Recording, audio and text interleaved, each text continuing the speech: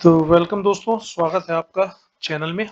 आज हम बात करेंगे दो जो कंपनी के रिजल्ट्स आए हैं, आरईसी और IRDA, Indian renewable energy development और आरईसी।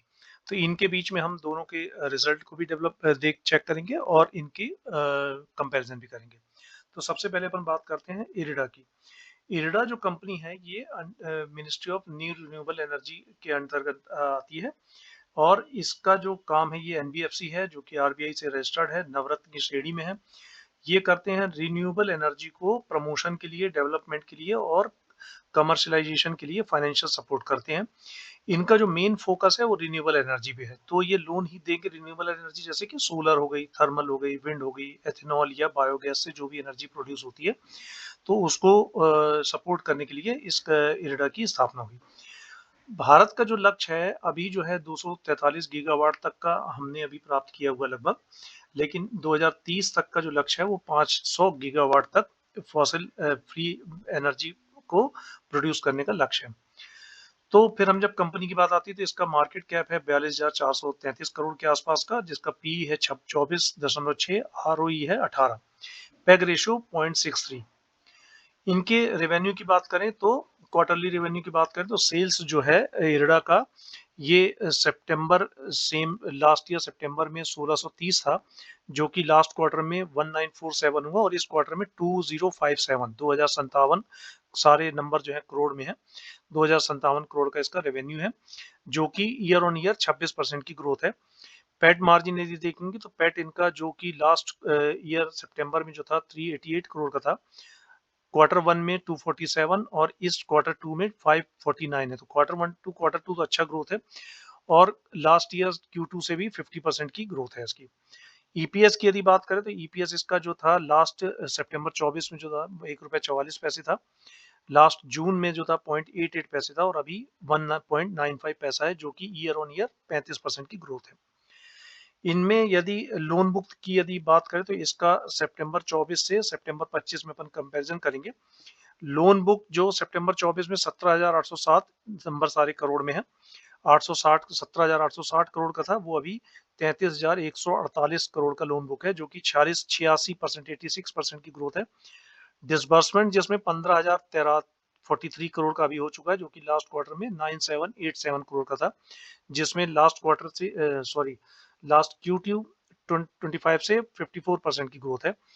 लोन आउटस्टैंडिंग जो अभी लोन है वो लास्ट ईयर में जो सेम क्वार्टर में 64,564 करोड़ का था, जो कि अभी 84,477 करोड़ का आउटस्टैंडिंग लोन है, जो कि 31% की ईयर ऑन ईयर ग्रोथ है।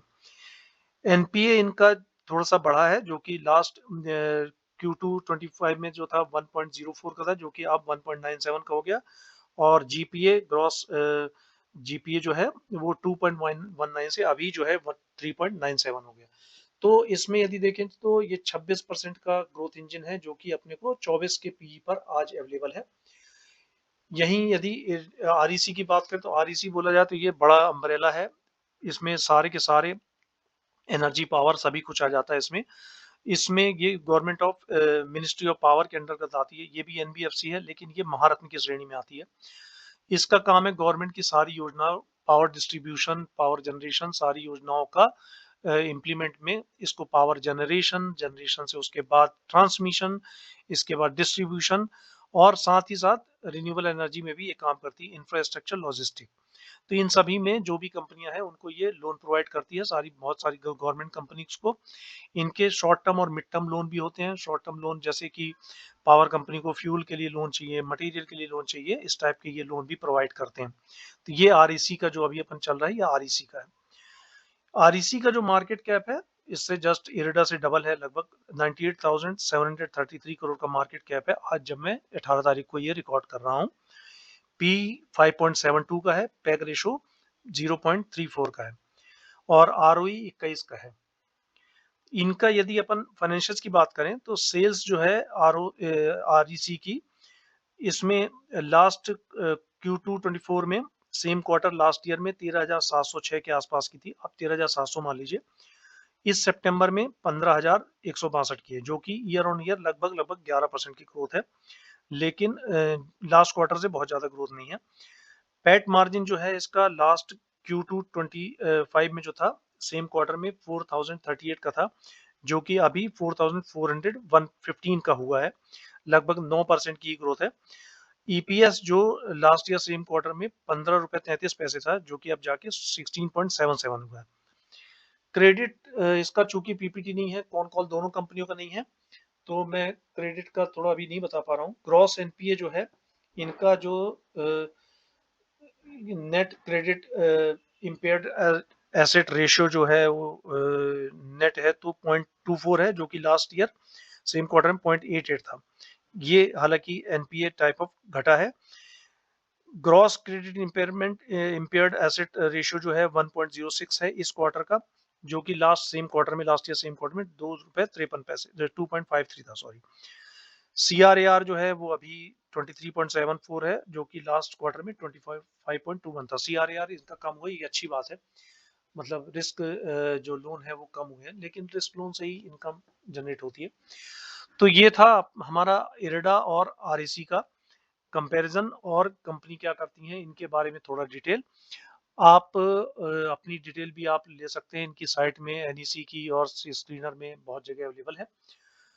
ये मेरा बताने का मकसद, मैं कोई investment SEBI registered investment adviser नहीं हूँ, और ना ही मैं इस सारे वीडियो का मतलब इसको बाइंग और सेलिंग रिकमेंडेशन से है। ये सिर्फ जानकारी मात्र के लिए आपके लिए वीडियो है। कोई भी बाइंग या सेलिंग या होल्डिंग, जो भी फाइनेंशियल डिसीजन हो, वो अपना ड्यू डिलिजेंस के साथ आप लीजिए, और अपने फाइनेंशियल एडवाइजर से राय मशवरा करके लीजिए। Thank you. यूं ही आप बने रहिए, लाइक, सब्सक्राइब और शेयर करते रहिए। धन्यवाद।